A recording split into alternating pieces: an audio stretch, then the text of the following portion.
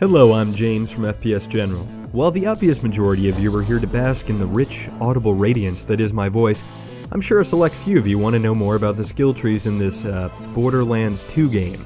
So without further ado, Maya, the Siren. So what separates her from other classes? Well, first off, she's a lady. Some people used to think she was a god, but then she shot them, so we'll just call her a lady. A lady who can do this. That was Maya's active ability, Phase Lock. It's an interdimensional, super dense, purple ball thing. Or in layman's terms, a crowd control. And Maya's first skill tree, Motion, is all about altering this spell in some seriously devious ways. For instance, Converge allows Phase Lock to pull enemies towards the locked target. Subsequence gives Phase Lock a chance to jump from one target to another. And finally, Thought Lock turns the unfortunate enemy against his allies. So what started out as a single target CC has turned into a bouncing AoE mind control of death. The Harmony Tree. This tree is all about finding the harmonious balance between healing and killing people with shards of metal. If you take a gander at any one of these skills, you can see that just about anything you do will let you and your teammates regenerate health at a staggering rate. But the real meat and potatoes of this tree is of course Res, a total game changer. Res allows you to revive down teammates simply by phase locking them. I'll give you a second to soak that in. Okay, second's over. So you want to be a healer but you want to kick ass too? Cool, because the last skill in this tree is called Scorn, which shoots a swirling ball of slag at your enemies, damaging anything that comes close to coming in contact with it. So the first tree was about CC, and the second one is all about healing. But when does the real damage happen? As it turns out, right now. Maya's final skill tree is entitled CATACLYSM, so you know some people are gonna die. And fire will probably be involved. In fact, Flicker, Immolate, Helios, Backdraft, and Blight Phoenix all grant you the gift of flame in some form or another. But fire isn't the only type of elemental damage in Borderlands, and that's where Maya's Cloud Kill and Ruin skills come into play. As the name would imply, Cloud Kill creates a lingering acid cloud every single time you shoot an enemy. Ruin, on the other hand, modifies the Phase Lock ability to slag, electrocute, and corrode all enemies around the Phase Lock target. But enough witchcraft, let's move on to some good old-fashioned firepower. It's time for Axton, the Commando. Axton's action skill deploys a saber turret. Now you may be thinking that the saber turret sounds a lot like the Scorpio turret of Borderlands 1, but let me stop you right there. First of all, you're right, but secondly, this turret shoots targets anywhere in its full 360-degree turning radius, so that makes it infinitely more kick-ass. Thirdly, the turret will act as a tank, diverting attention away from Axton and his teammates. And last but not least, this turret is fully customizable, especially if you choose to go down the Gorilla Tree, where you'll find accuracy, fire rate, and deployment duration bonuses for your saber, as well as multi-rocket pods that fire a staggering 22 rockets per volley. But all of that pales in comparison to the double up skill, which is best summarized by the hilarious official description: 100% more turret guns. Other abilities of note include Onslaught, which triggers a massive movement speed and damage bonus whenever you kill an enemy. Speaking of damage increases, let's talk about the Gunpowder tree, because when all is said and done, this skill tree increases your weapon's damage by more than 80% at any given time.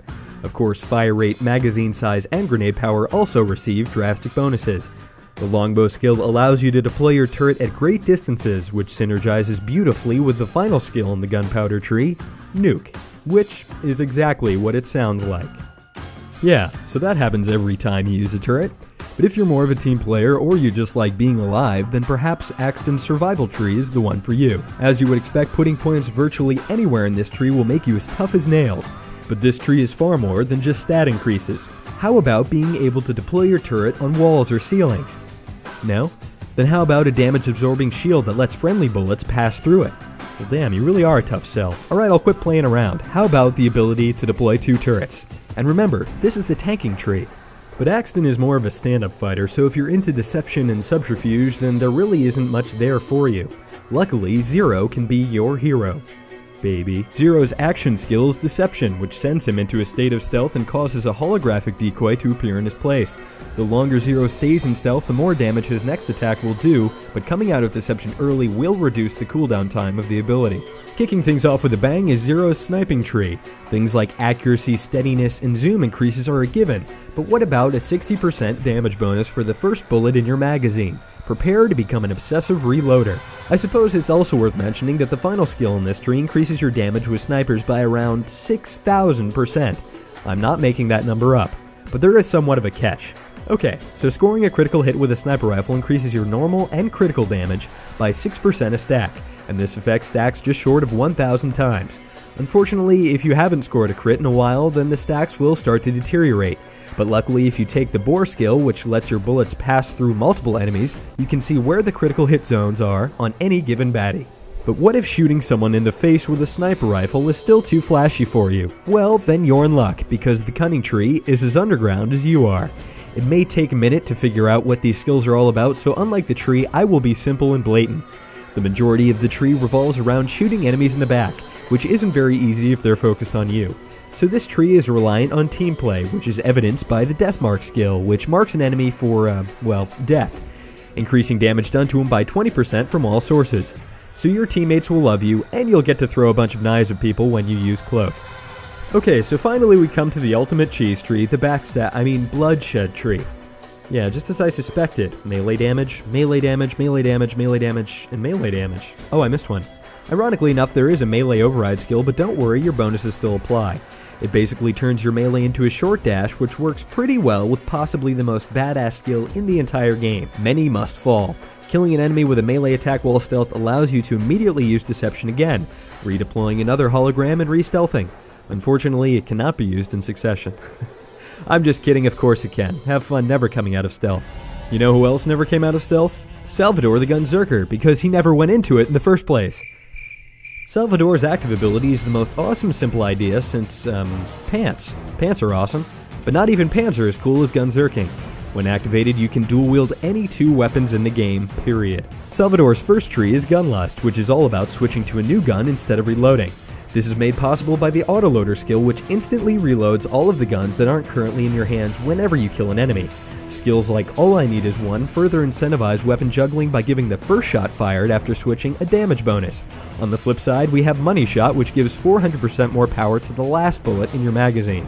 Finally, no kill like the overkill will give you a damage bonus equal to the amount of excess damage you dealt to that guy you just killed. Moving on to the Rampage tree, which serves up a healthy portion of action skill bonuses with a side of ammo replenishment. There are numerous statistical upgrades for your action skill that just make it generally more badass, but the real trend here is to incentivize holding down the trigger when gunzerking. As long as you continuously unload on enemies, you steadily gain increased recoil reduction, accuracy, fire rate, and reload speed. And since you have 2 hands, why not throw 2 grenades? Sounds reasonable. Finally, we arrive at Salvador's tanking tree, which contains the holy grail of any tanking tree, the taunt. If you've played any co-op RPGs, you know that the entire basis of tanking relies on the tank's ability to make an enemy focus on him. You can be damn near invincible, but if the giant robot is unloading on all the squishy healers, it doesn't really matter, does it?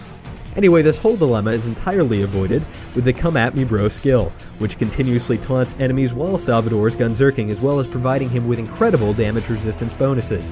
Also included in the skill tree are a melee knockback, unfathomable health and shield bonuses, and of course a skill called Sexual Tyrannosaurus. Sexual Tyrannosaurus! Well, that's it. We're all out of classes. Until the Mechromancer comes out anyway. Thanks for watching, and be sure to follow the links in the description for an even more in-depth look at the individual classes, as well as a chance to win a Deluxe Vault Hunters edition of Borderlands 2, which, may I add, is totally sold out. And stay tuned for the videos and articles discussing 8 of the charismatic gun manufacturers. Good luck, Vault Hunters.